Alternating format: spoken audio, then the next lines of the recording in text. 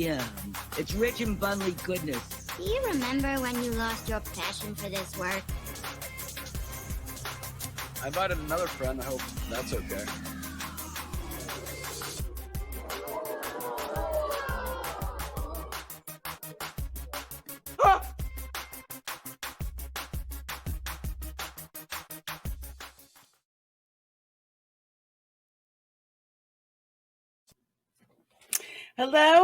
Hello, everyone. I'm Reina Creole, bringing you that spice to sci-fi and pop culture analysis. And welcome to my after-school special series where, if we can't get together with friends at lunch, we just get together after school. So this is an offline interview series with some YouTubers from the fandom community that some you know, some you don't know, some have been gone for a minute, but now they're back. So that's what we do here. So let me bring up my co-host for the show. Get the hell back. Give me back my nuggets. God damn, get the hell out of the room. Thank you. Oh crap, live. Oh, damn, I'm sorry.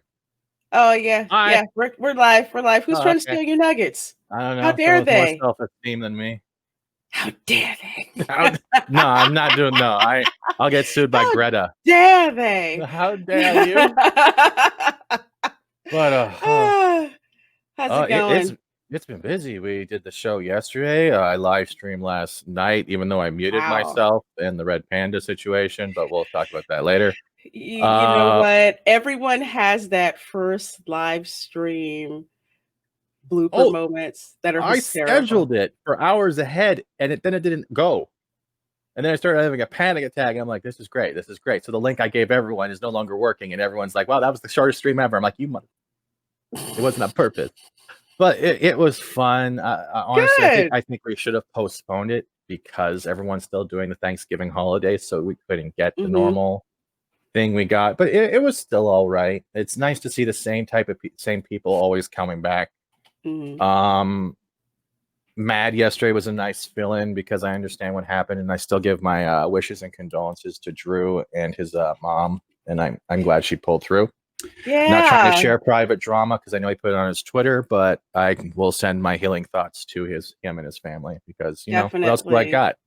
Definitely. And if you follow him on Twitter, even if you don't follow him on Twitter, just look up Drew T, Supreme Heretic, and just say, give him some positive vibes and prayers for him and his mom. Folks are probably seeing this a couple of weeks after the Thanksgiving Day holiday, but you know what?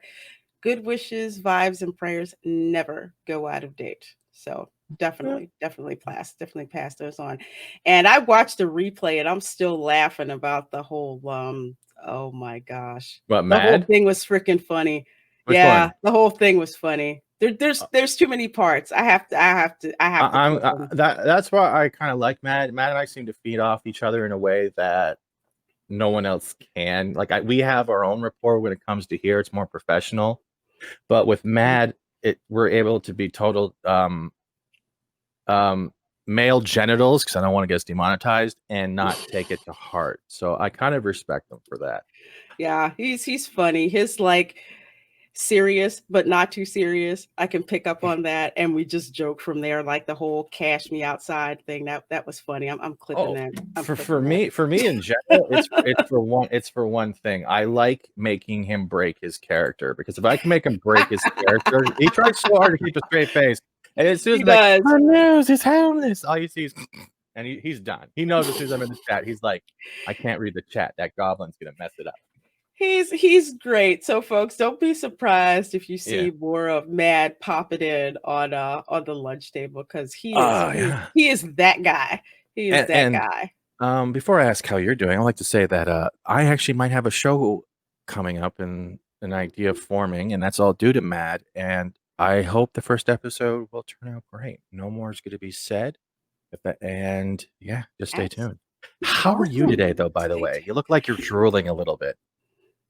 I'm good, partially because I just made some homemade whipped mashed sweet potatoes, and they roasted in the oven for 2 hours.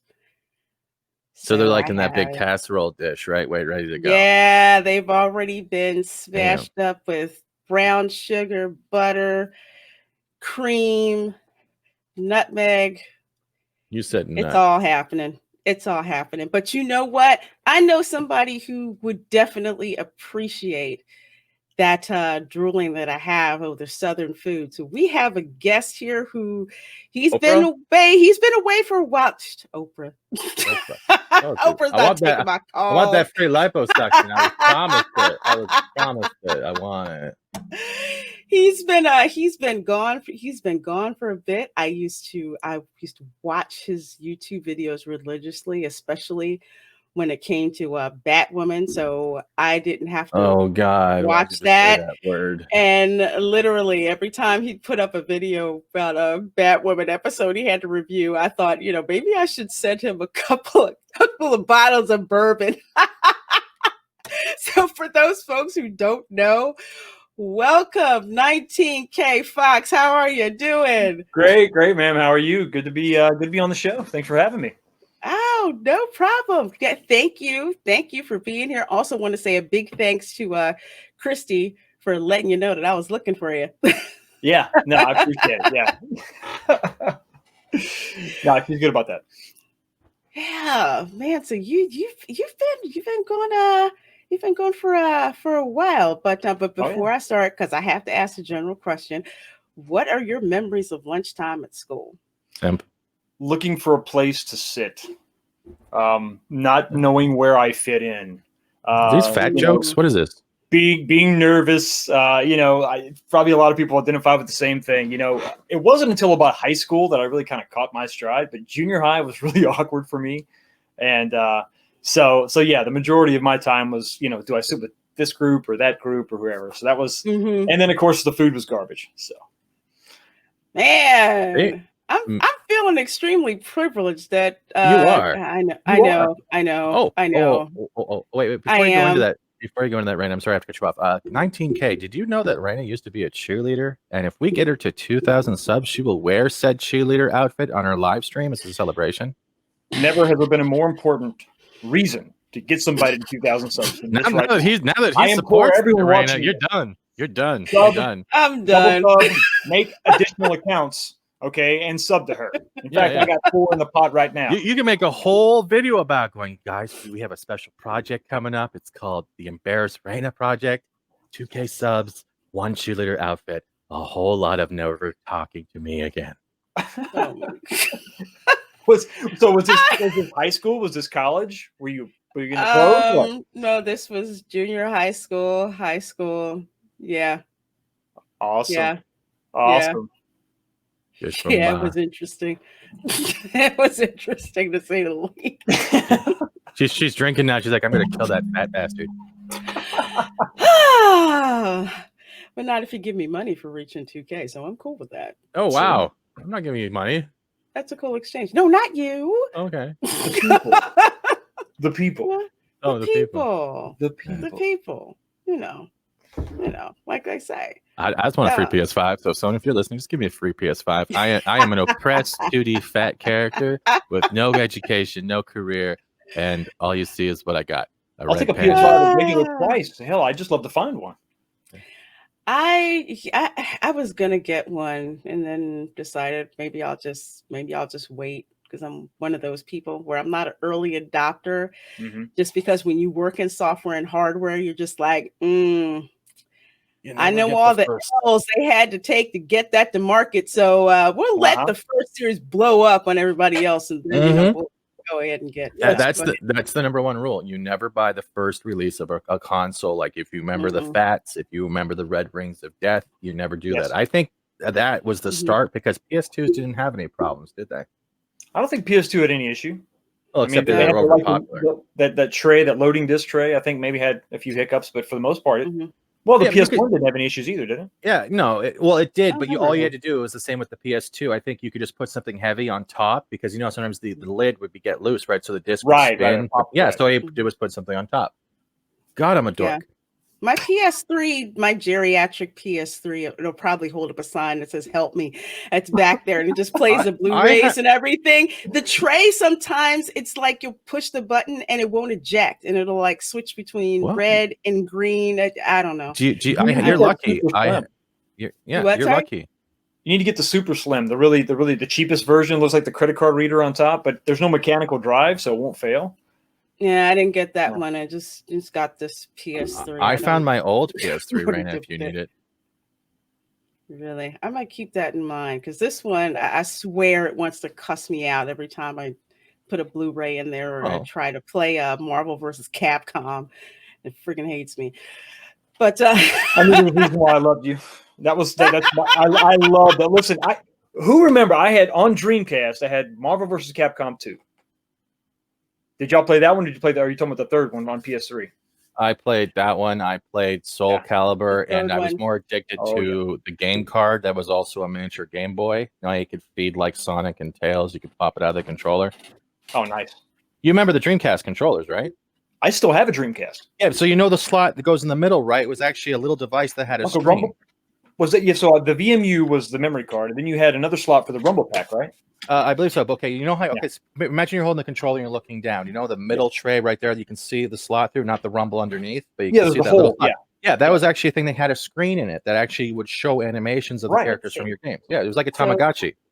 This is my Marvel vs. Capcom, so it's that one I got for the PS. I love that series. Then it's horrible because there's dust on it. So this is Call of Duty Modern Warfare. There you go. That one. Game started it all. And where the heck else? Well, I haven't played this in ages. I'm like, it's kind of like CSI. I think I'll try it. So I had that. And of course, Lego Star Wars. Lego Indiana Jones. Had those. I think I still have the. Sorry, go ahead, Fox. My bad. No, I was just gonna say that Star Wars before it was tainted. Before Lucas. Yes. Yeah. That's what I was gonna say. Before the dark time. I think I have somewhere around. I have the original for PS3. I have the Rainbow Six Siege, like the first one. I know I have some of the Dead Spaces, Dark Souls lying around. So yeah. So Fox, what are your favorite games to play? So I did get a PS4, but I'm actually having a hard time moving on from PS3 era. I mean, the Force Unleashed games, love those. Play those over and over and over again. I'm a Dragon Ball Z fan also, so there's just a plethora of those games that I always play. That was one of the reasons why I got the PS4 was Dragon Ball Fighters, because that game was insane. That whole Marvel vs. Capcom, that whole Xenoverse, player on player 2D that right. The animations, the way it looks exactly like the cartoon, that's like something. It's a dream that I've had forever. It's a shame that they didn't really continue on with the Marvel versus Capcom in that way. Wait, were you ever a Nintendo guy? Oh yeah, I had an NES. Did you ever delve into the emulators with the ROMs? Did you see some of the Nintendo and Super Nintendo Dragon Ball Z 2D Street Fighter games? I actually had You had an RPG. I got so I had a Super Nintendo, and then I when eBay first started, I don't know, like 03-ish, right? Yeah, I imported a copy of one of the Super Budokan games, and because I had an American NES, I had to you get those plastic tabs. That was the only way they were able to region code. It wasn't software; it was physical hardware. Yeah. So I just melted with a soldering iron those little tabs, and I was able to play those games. And you couldn't read any of the text, but I mean, I loved that 16-bit era. Also, that was awesome. Shame we didn't get those games in the US. Yeah, I played the fighting games. There was a top-down Dragon Ball Z RPG, which started like the series from Z. Like you start with Goku, then the Zybermen show up, and then you're dealing with Raditz. And it was like you had to get someone who had the subtitle files all done. But I was like Dragon Ball Z as an RPG because for all of us as kids, if you remember Dragon Ball Z, you were waiting for the fight scene, and it took 4 weeks. It took to get to the end of someone throwing a punch. It was like watching the Matrix slow mode over a week. Slow mode and paused. I mean, there's whole episodes where they just stare at each other intensely. But then there was then you're like, all right, it's finally the end of the battle, and then it would be a side story about how Gohan needed to pick vegetables for trading with Piccolo. Like, what is going on here? You're playing with my emotions. I have too much testosterone. Girls are beating me up at school. Give me my fight. I didn't say the girl part. It's not too much. Yeah. But yeah, so interesting about gaming. What is your opinion about gaming today? Really? So back in my day, or back in the day, every console generation there was a big leap forward. So the big leap into the PlayStation era was the CD-ROM, and then in PS2 era you had the DVD-ROM. And that was a big graphical increase there. PS3, you had the Blu-ray drive, and the big move to HD, and the variety of games I think were still there. When we had the jump from 3 to 4, it was. There was a graphical increase, sure, but it was still Blu-ray drive. There wasn't a big giant leap forward. That's why it took me a while to get there. And I don't know if you remember this, but the first-person shooter game was like a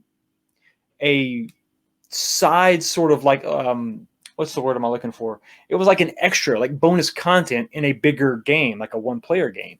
And now it has become the only thing. I mean, which is fine, but what if you don't like that style of play? I like the third-person view where you can switch to the first person. I like that. But when it's Metal Gear.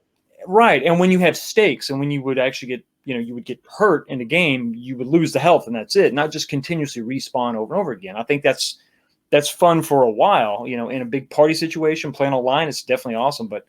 But I think that when that's all that there is, man, those big sprawling story. I mean, I'm also a big Metal Gear Solid fan. I love those games. Metal Gear Solid 3, Snake Eater. Except Raiden. No Sure. Raiden. No Raiden. No Raiden. We don't talk about Raiden. Yeah, no one talks about Raiden. Not even Raiden from Mortal Kombat talks about Raiden. No one exactly.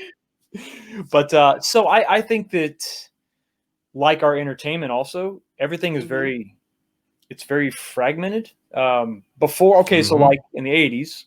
I know. I'm going to say the evil name of Bill Cosby, but everybody knew the Cosby Show, right? Everybody watched the Cosby Show, so that was a commonality that everyone had. At Albert. Now everything is so fragmented, and there's a million streaming services, and this along with gaming as well. There's really, and I could just be out of touch. There's not a big mainstream game other than like the Call of Duties that are really just sort of Witcher. focusing everyone's opinion. Witcher. Yeah. Which one? Witcher 3. Witcher. I have to interject. The Witcher game that came out from CG Projekt Red. Yes. The Witcher. I think that was a game which not only had a lot of DLC, it was third person, and it was very story driven. And if you would die, you would respawn. Yes. But I take it you've never even played the Souls games, have you? I don't think I have. No. You should try.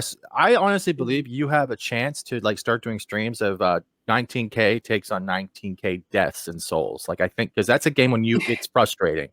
And if you want something like that with a challenge, you would do great with the Souls games. I honestly think you would have fun with that because you like challenge. It's all third person. It's all it's I don't know how to explain it other than it pisses you off, but there's no easy mode. You are always going to have to adapt yourself better. Well, I know for me, because I hadn't been gaming for quite some time, literally, ages, as evidenced by my PS3 back there saying, "No shame in that. Kill me." No shame. They please kill me. Oh, there's shame. But the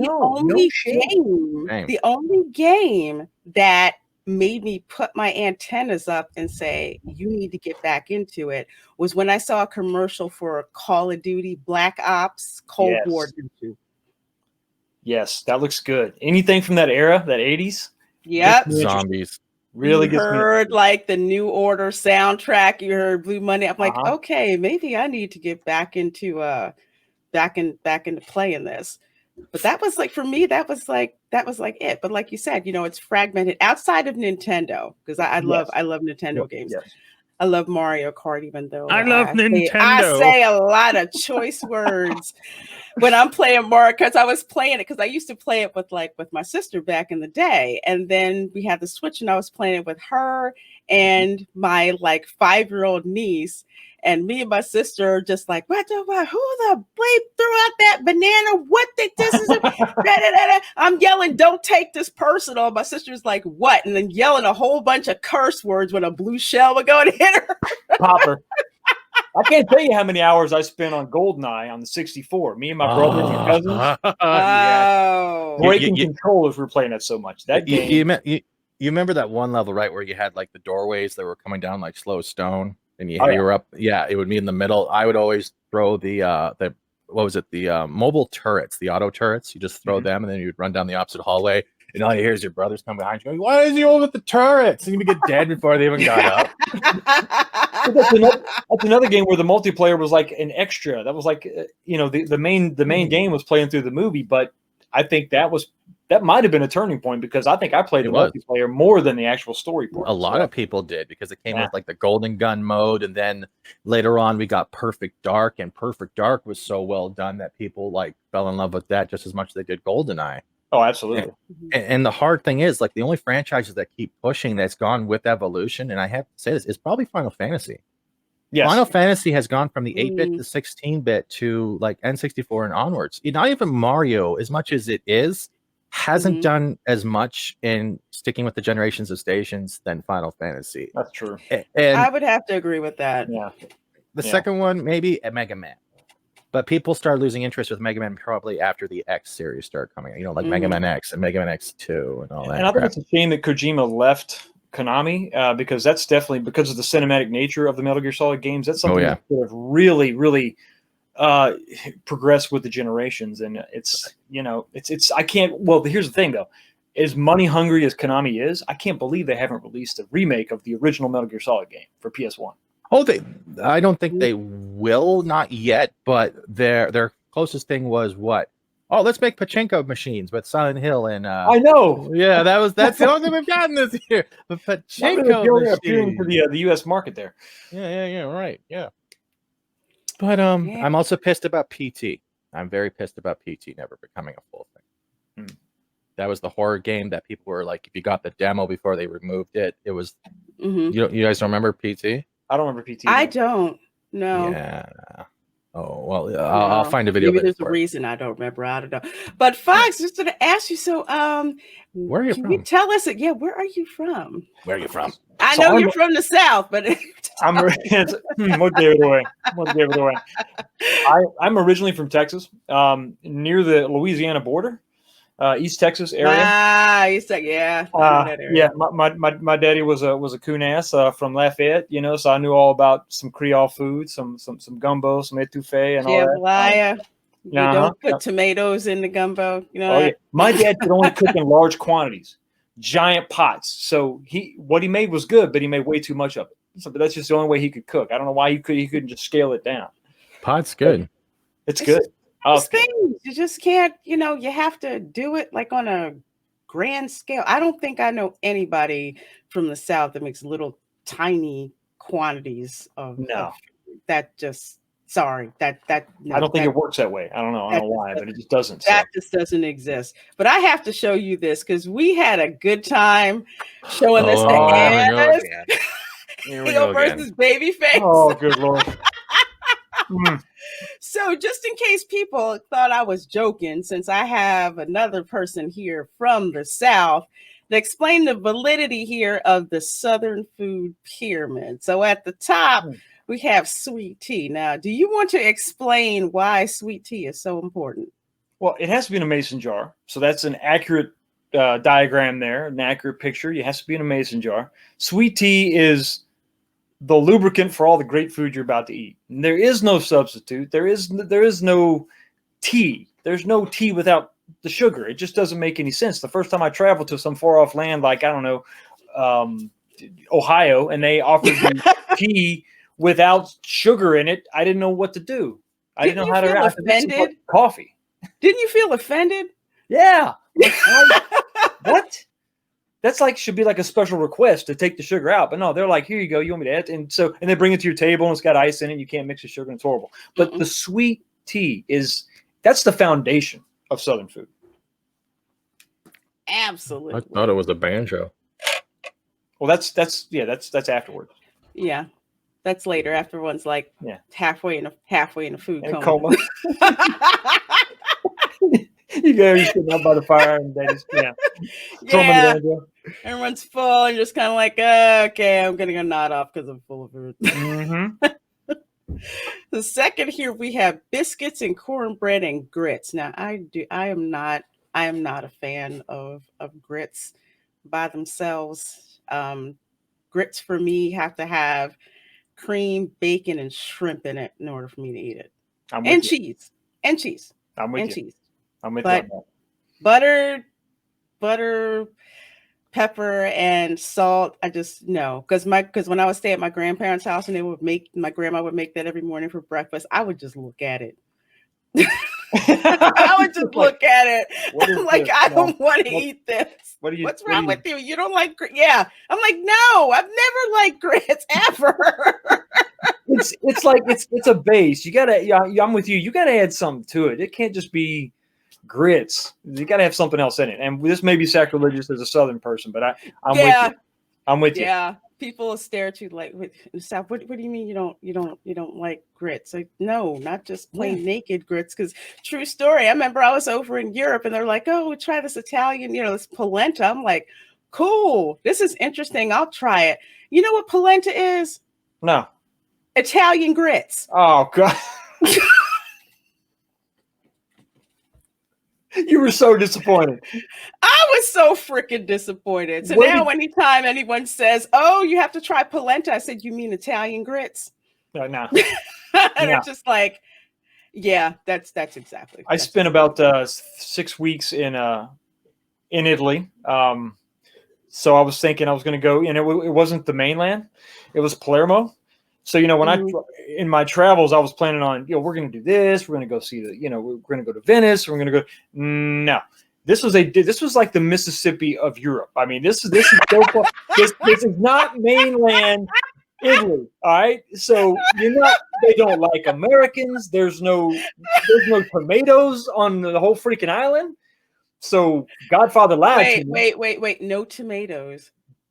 The way they described it to us is Italian food split. When Italians went to America, the Italian food kind of went this way, all right, but but the food in the South, okay, it went this way. And I mean, there was no. I was thinking of hearty, tomato sauce. There was no. I didn't see a tomato there once. It was all fish. The pizza had mozzarella globs on it, but there was no sauce. It was so disappointing. I got to the point where my coworker had to drag my ass out the hotel. Like, listen, you got to eat something. Like, I don't want to eat here. I'm tired of fish. No, you can eat. And it was, last time I had some octopus and it stuck to my plate, and I just couldn't deal with it. But that was disappointing. Yeah, I can see that. Ugh. So if you're gonna go to Italy, go to the mainland. Okay. Yeah. Okay. Don't go to Sicily. I definitely will. No. And of course, you got biscuits and cornbread. Definitely. What kind of cornbread do you like? It sweet? Edible. Edible good. Edible. Yeah, good. I like it a little bit on a sweet side. I'm a little lazy. I like the cornbread from the Jiffy box. I like that. I can make it from scratch if I want to. If I do make it from scratch, I like it on the sweeter side because I'll put cinnamon in it. But I know some people that make it that's not sweet, and it's okay, but it's not my favorite. How about you? Yeah, it's okay. I'm with you. I like it on the sweet side, and it's very labor intensive. For those of you who don't know, to make cornbread, to try to get it right and to get it fluffy and all that, it's tough. Yeah, it's tough. The only thing tougher than making cornbread would be making biscuits. So I don't know if you made biscuits, Fox. I just get the can. I'm not gonna lie. I'm not gonna lie to you. I get that I'm not even mad at you. I just peel the wrapper and then just pop it, and then I put that on the tray, and I'm done. I'm good. That where you're like, okay, is it gonna pop now? Is it gonna pop now? It's like the Jack in the Box when you open the canned biscuits up. Exactly. I peel the wrapper, and if it doesn't pop, I give it a little tap with my knuckle, and it pops. Yeah, but Pillsbury did all the work for me. I'm not gonna. Why would I? That's what I used to use for like ages, and then decided, I think I will actually try to make off my it from pussy. scratch. And which one? That looks like my black cat. Oops. I hate it when they chase me down the street. My nephew tries to jump on its tail. They chase me with chopsticks. Did they catch you? No. They don't got give the you other a one, treat at though. all? Yeah. The tree's hanging in the window. Oh my God. So anyway, with homemade biscuits, you Cat have biscuits. to, and this is funny because my black cat will actually stare at me while I'm making food in the kitchen. If you make the biscuits, you have to have very, very cold butter and very, very cold buttermilk. Mhm. And you have to literally cut the butter into the flour and salt and baking powder. And then once you add the cold buttermilk and you add the flour to it, you can't handle it a whole lot. You literally have to mix it up real quick, put it on the breadboard or whatever you have. Good Lord. Roll it out, fold it over once, twice, 3 times, 4 times, and then use the biscuit cutter. And the biscuit cutter has to go straight in. Or if you're cheap, like I am, you just use a glass, Yes. drinking glass, and you Yep. have to put it straight down in the dough and pull it out.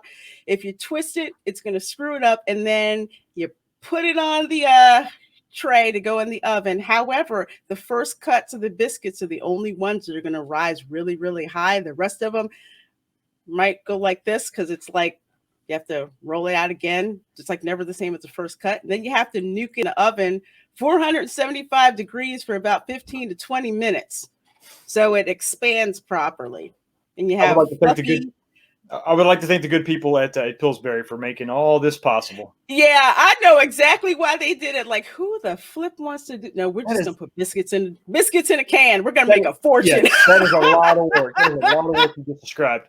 It is a lot of work. And I don't know why the heck my crazy ass does it, but I do. But I do. So we can go here to the sweet layer. So of course, to the right, we have fried chicken, obviously. I can't fry chicken right to save my life. I've been trying to do that for years. Do you There's have a joke in there somewhere? And it wouldn't take very long to find it. Do you have a fast food place that is like your favorite for fried chicken? Because I've got one. Popeyes. It was mine. You Bojangles? It would nope. It was mine. I love Mary Brown's. I love Popeyes. It's Cane's, and they're not everywhere. Raising Cane's fried chicken. I've heard of that name. Oh, it's good. So it's similar to like Zaxby's, which is kind of in the South. It's chicken fingers. Yeah, I kind of passed by Zaxby's when Zaxby's is all right, but Cane's they got big thick Texas toast, and it's real buttery, and the fries are good, but the chicken is awesome, and I like their sauce better than anybody else's. So if I got to do fast food, it's Popeyes is second and Cane's is one. Cane's I may have to try. Steven, what were you saying? I thought you had a fried chicken place. Me? Yeah. Oh, you're talking to me. I'm sorry. I was looking at food on the other webpage. Okay. I thought you had a favorite fried chicken place. It's probably not even in the States. I don't know, but Mary Brown's. Because for me, it's not just one place. Like one place will do a chicken good, but then their gravy sucks. Right. Or you'll have another place that has great gravy, but their fries suck. So it's like, I can't really anything but KFC. Like KFC, if I want to have an argument. KFC gravy. KFC gravy is the only thing I like. KFC is like sacrilege in the South. That's like slumming it if you're going to KFC. Wow. Thank you. But Mary Brown's is probably my all-time favorite. I'll have to look that one. I'll have to look that one up because I haven't heard of that one. I didn't see one of those even when I was in Canada. I didn't see one of those. So we have the banana pudding. Oh my God. Banana pudding with the Nilla wafers on the top. Oh God, that's good. And then pecan pie, which I'm not a fan of pecan pie. Well, there's in my part of Texas, there's like a civil war going on just on how you pronounce it.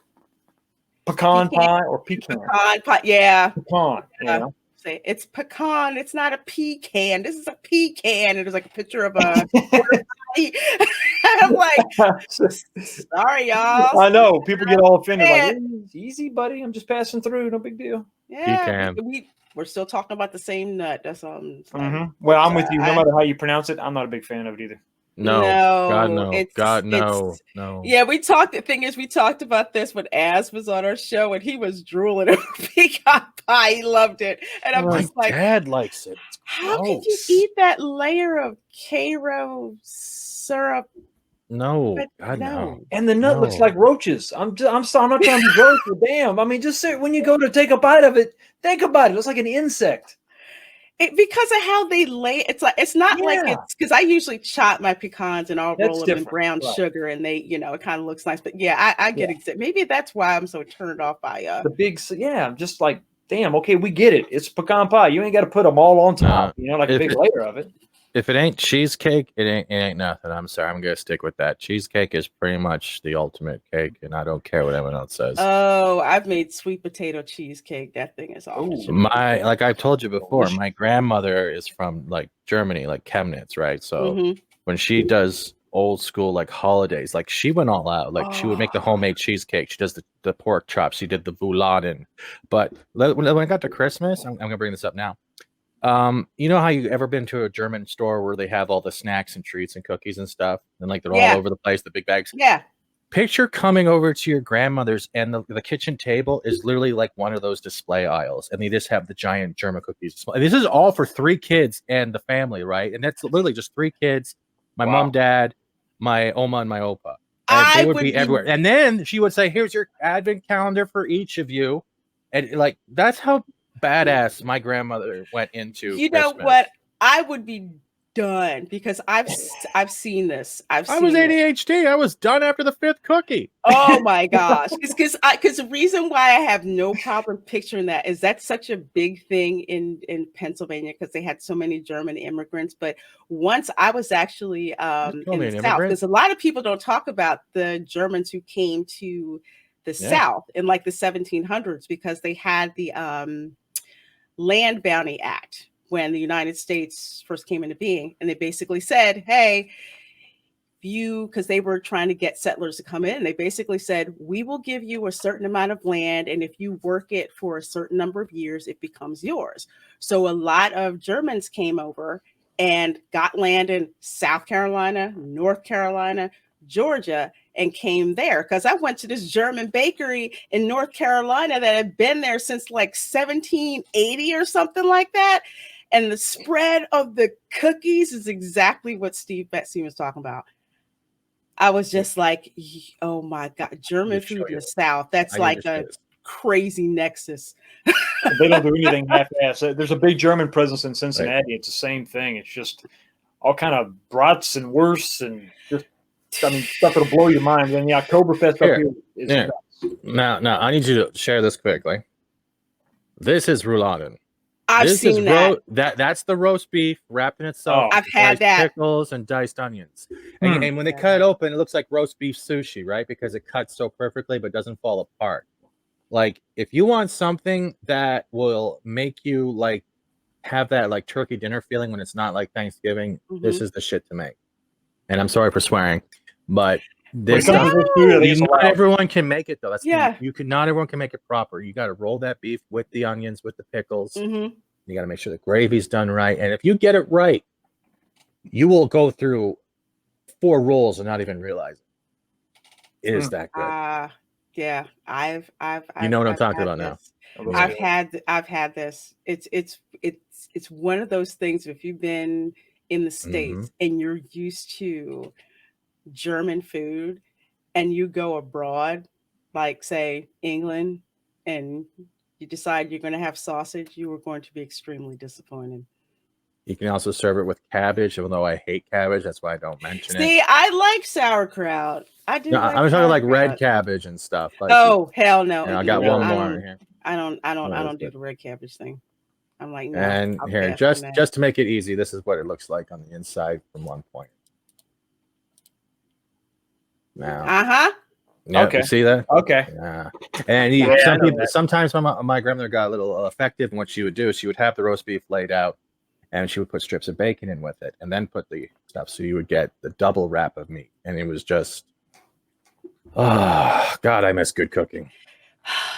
It's some good Yeah. stuff. But give it a try. but Try making. Speaking of meat, yes, that Uh-huh. is absolutely freaking delicious. I've had that. Speaking of meat, we got the bottom layer here, which consists of barbecue pork, pulled pork. The chicken's kind of last, but usually people are going for the ribs and God. Oh, the brisket. I mean, come on. Oh, I mean, that, mhm. you will hurt yourself on that. But the chicken's okay. I'm with you. Barbecue chicken is okay. But when it comes to the pulled pork and when it comes to the brisket and the beef and that stuff, yeah, that takes care. Never had brisket. Oh man, Dude. you think you're fat now? You'd be gigantic. Wow. First time media and already with the fat joke. Thank you It's in for your waiting. name. It's in your name. You waited 40 Come on. minutes before I did- saying fat. All right, that's not okay. It's all good. I'm sorry, but slightly over ideal body weight, Steven. I am body positive negative, Fat Steven. Cameron called him body positive, Stephen. Body positive. Yes, that was funny. But oh my gosh, yes, barbecue in the South. Oh my God, because my uncle still does. He'll barbecue like outside. He has like one of those is it 50-gallon drum, whatever the heck it is. He has it and it's like cut in half and has like the barbecue coals in it and everything, and that's what he does. So out there he's got his makeshift barbecue, but also outside is where he fries the turkey at Thanksgiving.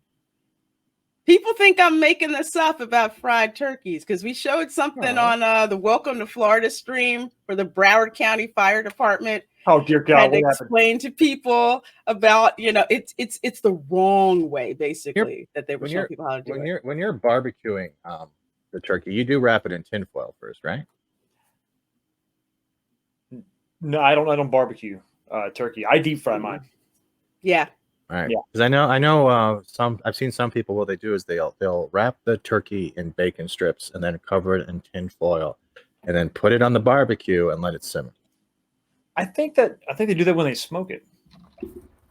I've never smoked that. I usually smoke other things. So.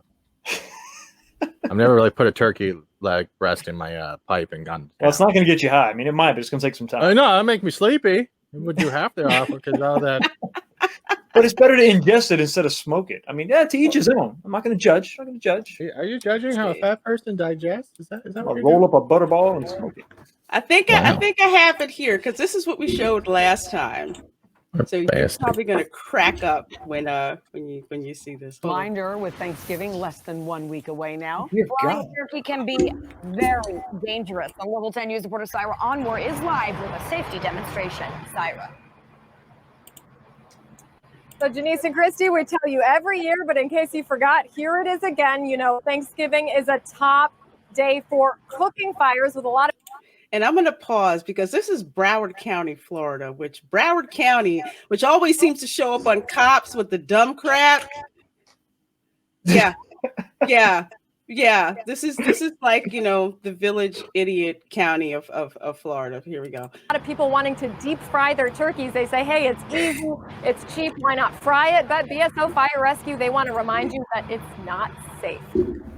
Living in South Florida, deep fried turkey is very, very popular around Thanksgiving time. Broward County Sheriff Fire Rescue says those who choose to deep fry their turkeys should know the risks. The National Fire Protection Agency actually discourages cooking and deep frying turkeys because of the high element of danger. While wearing full protective gear, firefighters demonstrated the consequences of improper use. Okay, pay attention here. How they did this. Using an Damn! with a spillover of hot oil. I mean, if you're mentally retarded, yeah, that's going to happen. I mean, who fills the damn thing up all the way with oil? That's what I said. I mean, so they're showing. So it's like, so here, just for people to say it again. See, he's dripping there. Look at that. unthawed turkey with a spillover of hot. What? You Yeah. don't put a frozen turkey in there. Damn, you thaw it out. Okay, this right here, this is ridiculous. This is the nanny state coming in saying you can't be trusted to make your own decisions. We got to take care of you. I mean, and did you notice, Lorena, the pot was short. That wasn't like a big pot that you buy for extra. No. Yeah. I think it was probably some stock pot. Yeah. Was it? Yeah, it's look at it. First of all, you would never use a pot this small. No. And you wouldn't use a pot in general to fry a turkey. Secondly, you don't cook Absolutely not. outside. Well, you do cook outside. You have to. I do mine outside for sure. Yeah. But no, yeah. you buy it. It's made for the poundage of the turkey, right? There's a line on there that says you fill to this line, 20-pound max. I normally get like a 14-pound turkey. You know, and you don't. It's good God. I mean, water and hot grease. You don't put a frozen turkey in there. I mean, you know, this is like basic cooking 101. Oh, it gets better. It gets better. No. So after they do this, Proper use. Using an unthawed turkey with a spillover of hot oil and fire. Unthawed. Oil fires cannot be extinguished and should not be extinguished with water. Highlighting. Okay. I thought that was common knowledge. I thought that was something people learned. You don't put water on a grease fire. Right. That's what I mean. Even I knew that. I'm not like a chef, but that's something they teach you in high school. I mean, damn. This is something we talked about on Welcome to Florida. We said, you know, home ec, they would teach you about kitchen safety. If you had a grease fire, you did not put water on it. You put flour on it, or you had a fire extinguisher, but you did not freaking use water. Personally, I hate water. Right, it'll splatter. That's crazy. I can't believe this. Damn. That's stupid.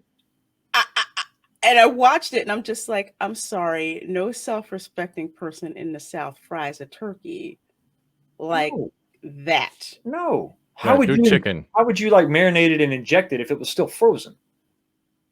I know. You know, I mean, just take it out, just throw it in there. Set your watch. You know?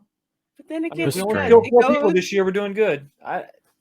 Until, you know, again, this is Broward County, but to tell people, Broward County, Palm Beach, you know, that county right above Miami. It's not like the rest of the sane part of Florida, which knows you don't freaking do this, but we're gonna watch this for laughs.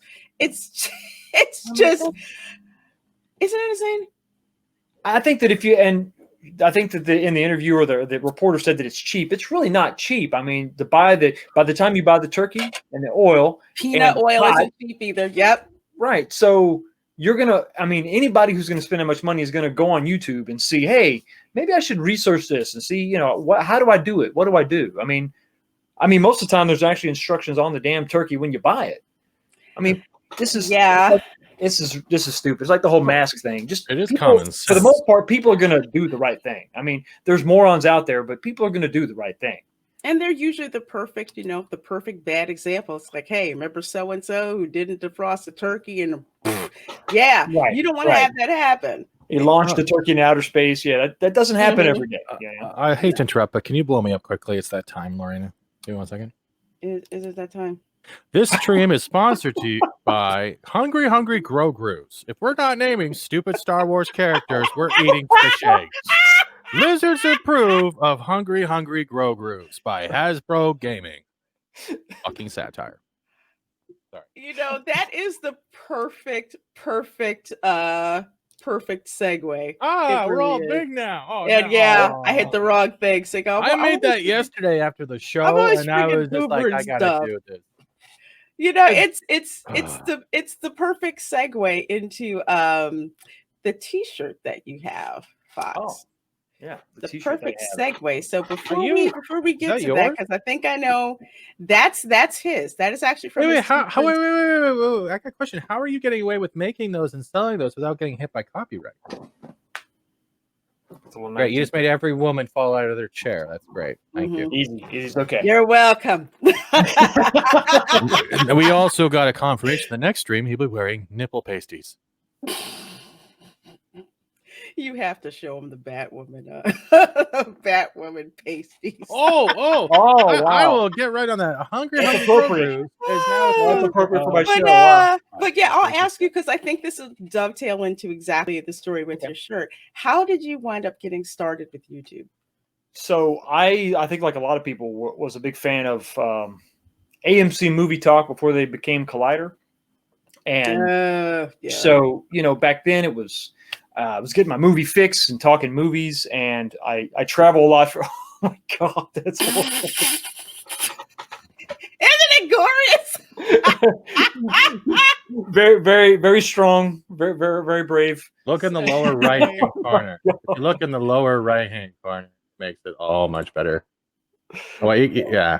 Now, blow me up quickly. I'm sorry, one more time. But look at the lower right hand corner of the image. Who's down there smiling under the CW? She's like, "See ya." Like, hi, I'm Ruby Rose. I don't do Ruby's shit. like, I'm out. That's a good one. These are my tassels. I'm done with this clown show. Have fun. And now they have a strong black woman who actually I put my face on, who is not only a drug addict, but she also steals your shit. So not only will she save your life, she'll steal your wallet. That woman. And she lives in a van with a plant down by the river. Oh, so they ripped off YouTube as well? That one and girl that SNL. Chris Farley come back from the grave and I'm a man down by the river. By the river. And no joke, Fox, whenever we kept talking about it, we would always say that. Living in a van down by the river. And it's just like crap writes itself. So anyway, you were just saying about Collider. No, so back when they were AMC, and it was just a bunch of goofy people talking about movies. I liked that. Watched them all the time. And then, you know, episode 7 comes out. Of course, I'm a big Star Wars fan. 7 comes out. I'm like, okay, all right. You know, I watched it with my mom. She's hit me in the shoulder. Look, there's Han Solo. Get the feels, you know. But then when The Last Jedi came out, it everything turned. And I walked out of the theater with my sons, and they're like, "So, Dad, what'd you think?" And I was just like looking for my keys, like, where do we park? You know, I didn't even. It was like PTSD. I didn't know what just happened, you know. And I thought, well, maybe it's just because I lost my hero Luke. Maybe that's all it is. And I just couldn't get over the fact that I hated everything about the movie. And then I would go back to my Collider movie talk people, and they were just saying how much they loved it. It was great, and I'm like, what is going on? This is an objectively bad movie. This is not good. This is taking characters just completely out of. I mean, the way we left these characters and the way we are finding these characters. That's such a big leap, and there's no explanation. And forget about satisfaction with the fact that you expect me to believe that the most hopeful individual in the entire Star Wars universe is now some derelict freaking loser.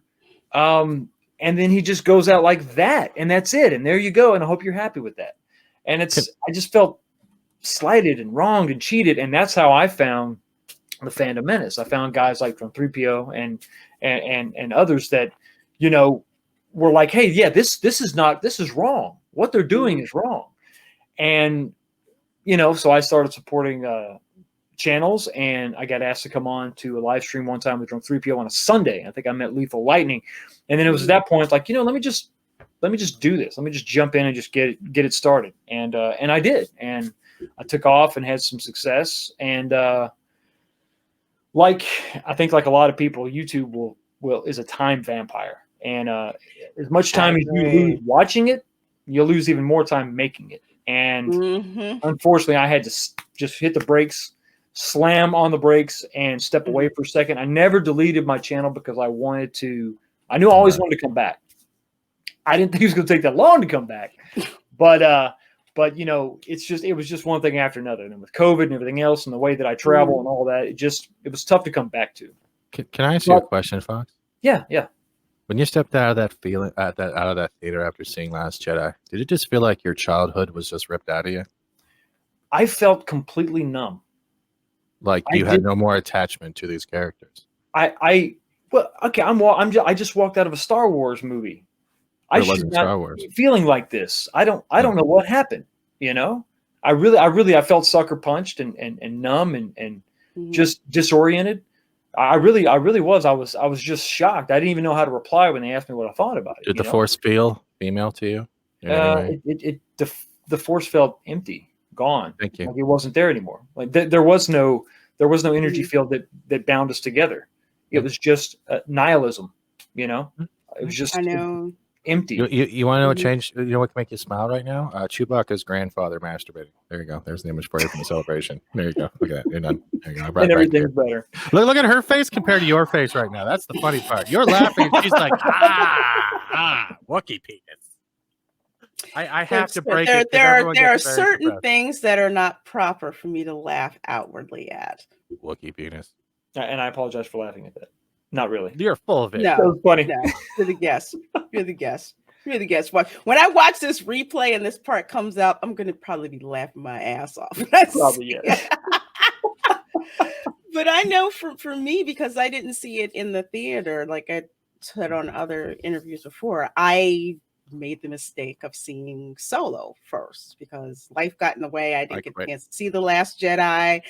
I went to go see Solo for some reward points and $2, and it was such a crap show. I wanted my $2 back and my loyalty points back and figured, maybe it's just a one-off. Maybe, maybe The Last Jedi was cool and just Solo, they just didn't really freaking know what to do.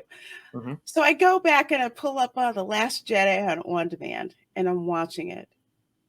And I have never stopped and started a movie to get up, walk around, say, it can't be getting any worse. It can't be getting any worse. And it just kept getting worse to the point where when I turned it off, I didn't look at anything Star Wars for like a year because I could not believe what I saw happen on that screen.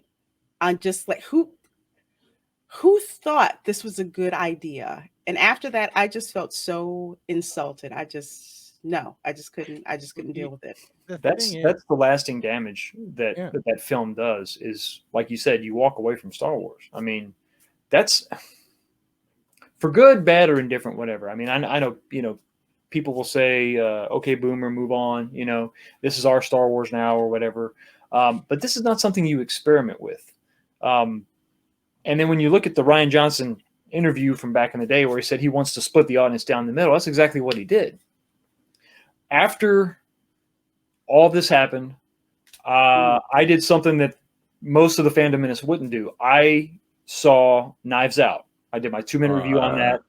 I remember you saw that. Yeah. I had to see it because I had to know what kind of director he was. Now, Knives Out was a little bit different from he didn't just direct that. He wrote it and everything, right? So he wrote it, produced, directed, everything. So that was his baby. So let me see what he can do. And that movie is a good movie. It's got characters that are consistent, well thought out. It's got some twists and turns. You're in it, and by the end of the movie, okay, you feel satisfied. You went on a great journey. You had a good time with the movie. That proved to me that he knows what he's doing. Back up to Last Jedi. He dismantled that movie on purpose. Yeah. He did that on purpose. That was all intentional. It wasn't just, I just tried to be artistic.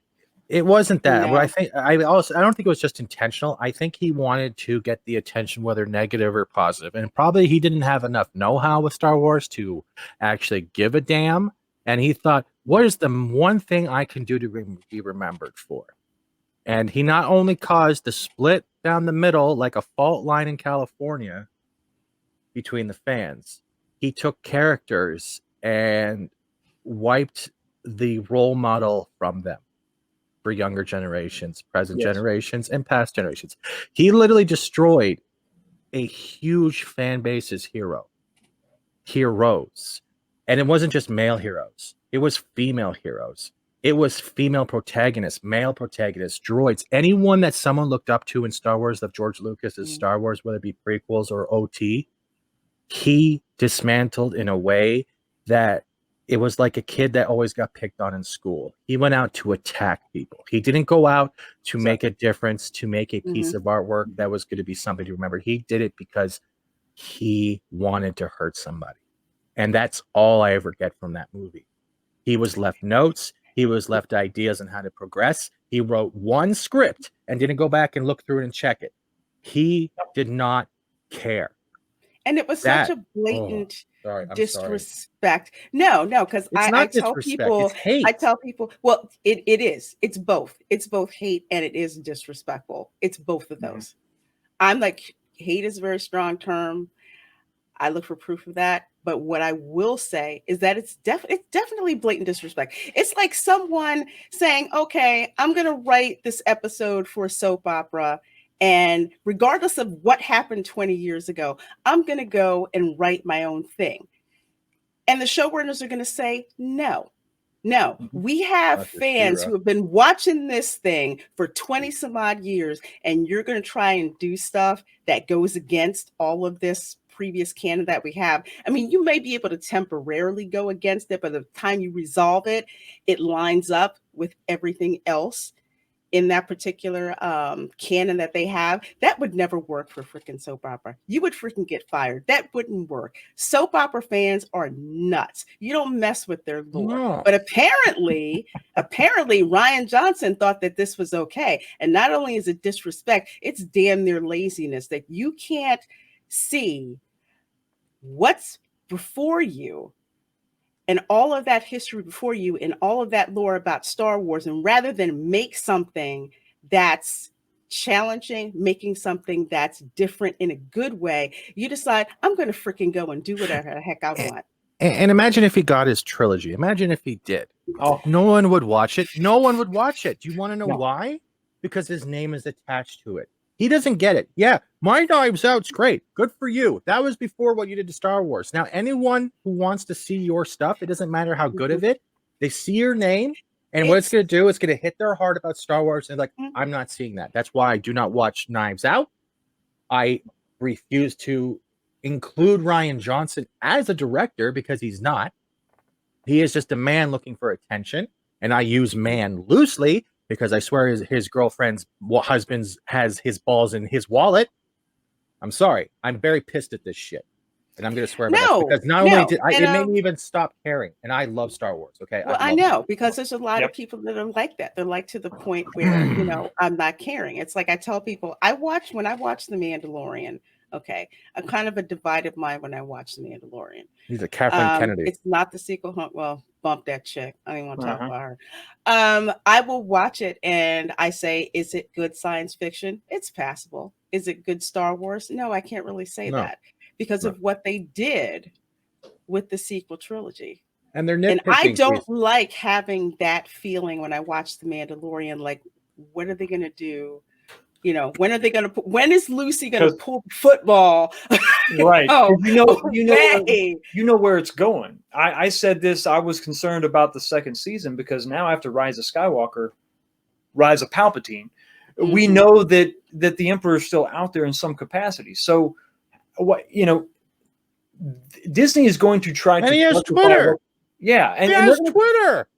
The Emperor has Twitter in the galaxy. He does. He has. I read that one part of the crawl. I turned off the movie. I have yet to watch a full sit through of Rise of whatever the hell I haven't watched it. I haven't watched it. They're going to try to go back and justify everything they've done. I mean, and it's if you look at some of my reviews on the show, it's got some really good stuff. Some of the episodes are absolutely great, but I think the decisions they're making are going to be to justify some of the decisions that they made within those movies to try to retroactively come back and make it make sense. They do that with comics and all the other supplementary materials. Like, but if you read this book, it makes sense. Well, it shouldn't have to. But that's the whole thing. But they already negated their whole. I'm sorry to cut you off, but they already negated anything they're trying to say that it's look at this.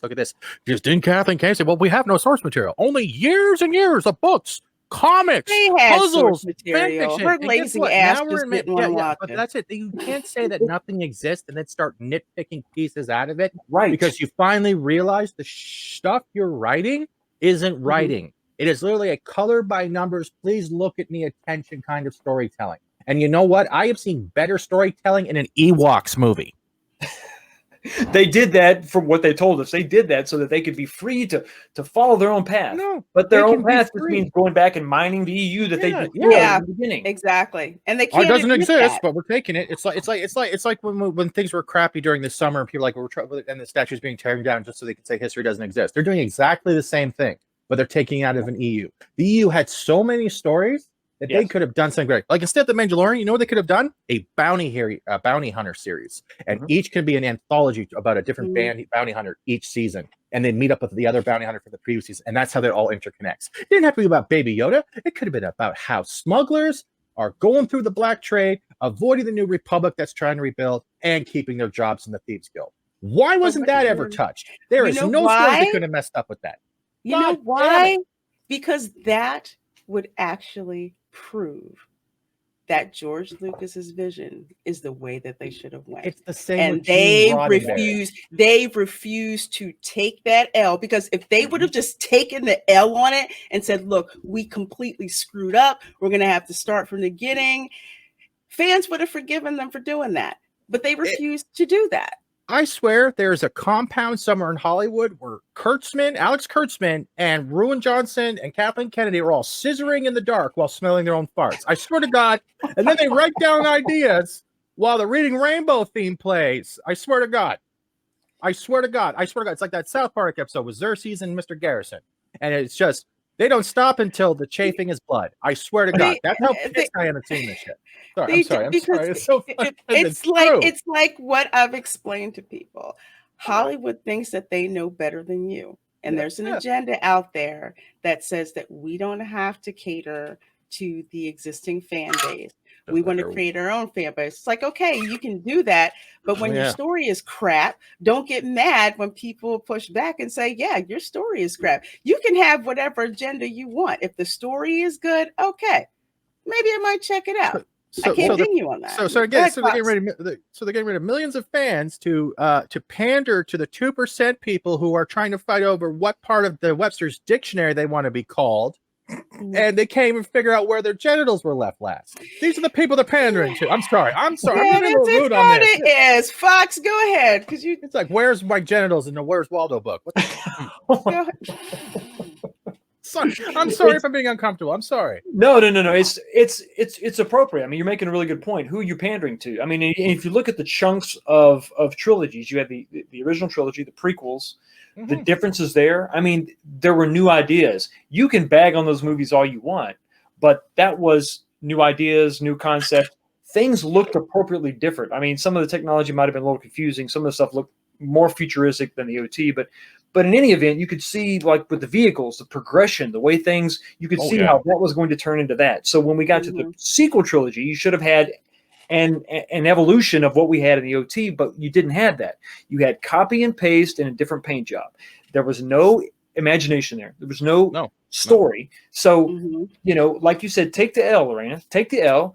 Go with George's vision. You know, take it, and then if you got to have your little, narratives in there, if you want to make your little SJW points, you can sprinkle that in. But the core of that, the framework, would have been an original story about an original guy who had the original idea of coming up with this stuff from the beginning. And even he was inspired by others. They had that. Finn was staring them in the face. It was pandering to all the communities that people wanted to see. And what do? They made fucking Molly I'm the bestest ever, picking up rocks with her brain. And then Luke. Oh my! And then they promised they were not going to bring Leia back, and then they CG animated her. God damn, seen that yellow lightsaber. Oh my God!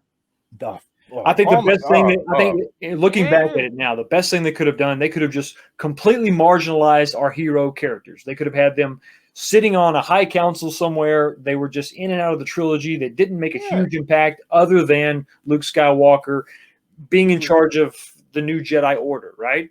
But, you know, if they didn't want to focus on those characters, you didn't have to. But you also didn't have to drag them through the mud and drag them hang them in the middle of the street and shoot them. For all I have a question because I'm rusty. Mace Windu is still alive, right?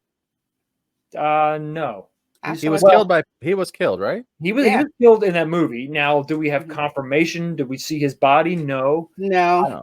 How awesome would it have been if Finn got separated from everyone and he ended up meeting the remnant or the Force Ghost of Mace Windu, and that's how his training started? Could you imagine everyone's mind being blown with that? I think that's the more interesting character. A former stormtrooper is forced and becomes a Jedi. Finn would have child slave too. He was from his village. So much more interesting Can I ask a question, Fox? Have you seen the Lego Star Wars holiday Oh, don't do this to special? him. Don't do this to him. I will tell you. Don't. I'm not going to say don't watch it. Don't watch What it. I'm going to say is no. I'm not going to say don't watch it because that's up to each individual person. I will say that when you do see it, you're going to say, yeah, you effed up. And now you're trying to clean up. Okay. Yeah. Well, I think they're doing that. I think they're doing that with everything, but I'm not going to watch it because I know. Listen, I'll preface this. I like Lego Star Wars, Lego whatever. It's fun. It's jokey. It's for kids. Ha ha ha. But damn, I'm trying not to get pissed off. When I see Rey going toe to toe with Vader, I'm like, I'm out. I don't know if this is for kids. And that's why. And that was why I was spitting fire ever since the trailer came out for it. I mean, I'm like, you mean to tell me you couldn't make Rey like an observer? You couldn't make her say, you know what? I need to just see what's going on. She couldn't have been hanging out in space, watching what was going on with the Death Star. No, they decided to drop her in the cockpit with Luke Skywalker. They and then have Luke Skywalker telling her what to do. I'm like, are you freaking kidding me with this? That's horrible. They could have gone Christmas Carol, and you know what they could have done instead of the three ghosts of Christmas past? They could have had different Force ghosts from different eras who lived in those eras and shown her what is going on, why she should interfere with the time crystal, what effects it should have, rather than the promo video they had for the new video games coming out that no one's going to buy. Oh my God. I know for some people it's like, don't watch it. But what I like to say is I like to know what I'm dealing with when I'm really going to throw shade on someone so someone can't come back and tell me, oh, you didn't watch it. Hell yeah, I did watch it. Here's the problem that I have with it. So I'm just going to give you information so you can make your own decision. But, I like to throw shade appropriately. And if I don't watch I think it's important to have an informed opinion. I agree. Yeah, it's like if it's it's like I can respect. It's like what I don't even want to freaking deal with it. Like Rise of Palpatine, I refuse to hit that play button. I'm waiting for the day that people start complaining. Why don't the droids have genitals? What are their pronouns? That's what I'm waiting for. The pronoun droid. That's what I'm waiting for. The protocol droid is the pronoun droid. Well, people, if you haven't subscribed to 19K Fox, what are you waiting for? Please do subscribe to his channel. He is back. And you know what, Fox? Why don't you tell the people what you have going on your channel right now? So right now I'm in the I'm competing with everybody else doing Mandalorian reviews. I for the most part enjoy the show, but I got I think for me, that thing's been going up and down, peaks and valleys. Every Wednesday, 10 o'clock Eastern Standard Time, I have the Bourbon Talks. I cover a variety of topics. We do some Star Wars, pop culture, electronics, video games, really whatever's current, whatever I have an opinion on, I do that. Also had the Dragon Ball Z Talks, kind of sub-game to the Bourbon Talks. That's cool. My other passion. I think we might be doing a little more with that. Unfortunately, I think the Batwoman reviews have to return because I need to finish out season 1 before season 2 starts. Just make sure to wear red nipple tassels over top of your shirt every review because I think it'll be funny. I feel I have to pay you back from having to suffer through the first season of Batwoman. So I am going to be watching your reviews from the first season again, and then I'm probably going to be reviewing it when it comes out. Well, misery loves company, my friend. Yeah. We'll just, we'll have pain going through it together. That whole Schadenfreude thing. I would like to ask one thing, Fox, when you have free time. We would like you to come back, honestly. I think you'd be great as a follow-up. We can talk about some other stuff that doesn't make our brains and hearts explode. Of course. Listen, if I didn't have somewhere to be, I could probably talk to you for another couple of hours, to be honest with you. I wish I had that in writing because I would tell all my parents that someone actually wants to talk. I want to talk to you. Take it to the bank. Someone does acknowledge my existence. All right. Yeah. You are too. Animated, but still a person. Mm-hmm. So I yes, have no Fox, legs. definitely, we would love to have you back as soon as your schedule allows. That'd be She's gonna awesome, fire me after folks. This is 19K Fox joining us for the after school special segment. Go sub to him if you haven't. Sub to everyone on the channel. And thanks pick again up. for watching this. And what? And don't forget to pick up your own personal collection of Hungry Grogu's. Yes. Yeah. Yes, Grogu. Or is he GoPro? Yeah, I'm gonna put his head on a camera next. That's what I'm gonna stick it on someone's head. I feel like an ogre's name. I think you should be on the strike. No, I'll be quick before we go. I didn't mean to cut this off quickly, but Grogu, that name, it reversed, is actually a sativa marijuana name backwards. I am not joking. I even proved this. Yeah. Go back and watch. Ugorg is literally damn. a weed strain backwards. So that you can tell that they're smoking some messed up shit at Disney. Yeah, we talked about this on the last lunch table from Friday. That was nuts. Yeah. We had a full in-depth discussion about that. It's like, dude, Baby Yoda's name is a strain of weed spelled backwards. Anyway, folks, thanks for joining us. Go check out that stream. Bye. Bye.